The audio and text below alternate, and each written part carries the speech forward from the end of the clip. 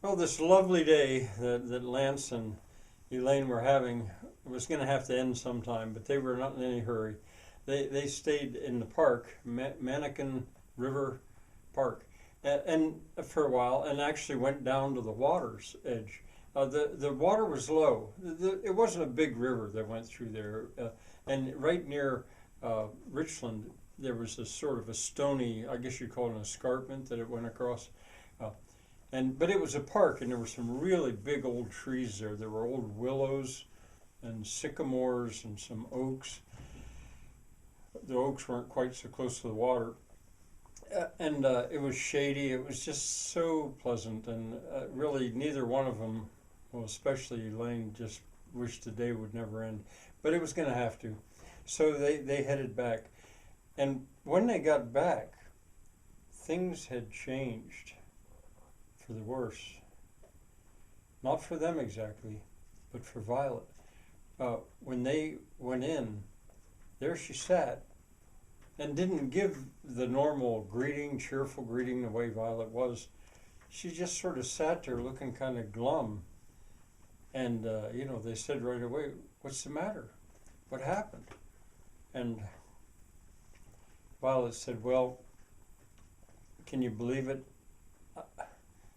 I've been served papers by the sheriff. I've got a court summons. I've got to go to court a week from today, next Monday." For what? They said, what did you do? What do they say you do? This is nonsense. You never do anything wrong. And she said, "It's Tatus. He has his lawyer write this up, and he's accusing me of assault with a deadly weapon and attempted murder." Well, that just took their breath away. I mean, the first impulse was to just bust out laughing at the very idea. But Violet wasn't laughing. It was a serious business to her. I mean, she was really going to have to go to court. She didn't even have a lawyer. She'd probably have to get a lawyer. She hadn't done anything with the law since her divorce. The first divorce was sort of a friendly affair, and the second was not. So she'd had some experience with lawyers, but that was years and years ago. She was upset, and so far from laughing, I mean, they were upset. Well, obviously they were upset, and Violet had figured out she was gonna. There was two phone calls that she was gonna make.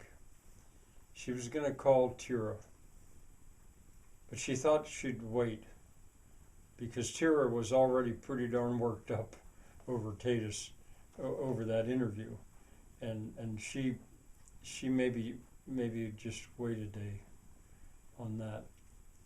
She hoped Tira would understand. But the other one that she was going to call was Edgy. I don't know if I've told you about Edgy yet. He was one of the Katole Six.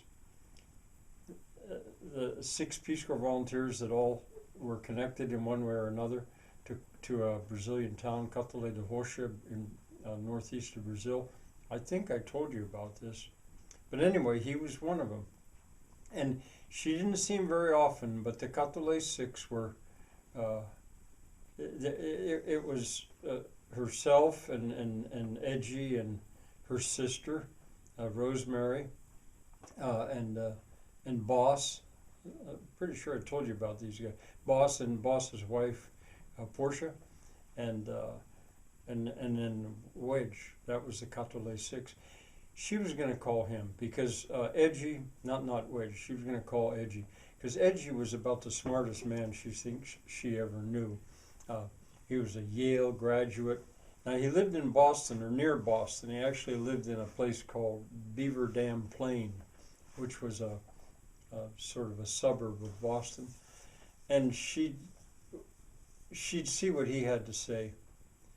And she'd already emailed him actually, and tried to figure out when was a good time that they could talk, and he'd responded this evening would be fine around 6 o'clock or 7 o'clock. So they said 6:30. She'd call him. He said no. He'd call her.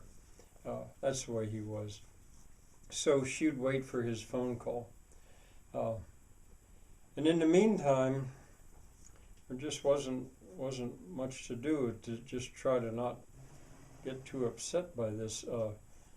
Tira had said that this guy was a clown, a village idiot kind of guy, but he was dangerous, and it was proven to be true.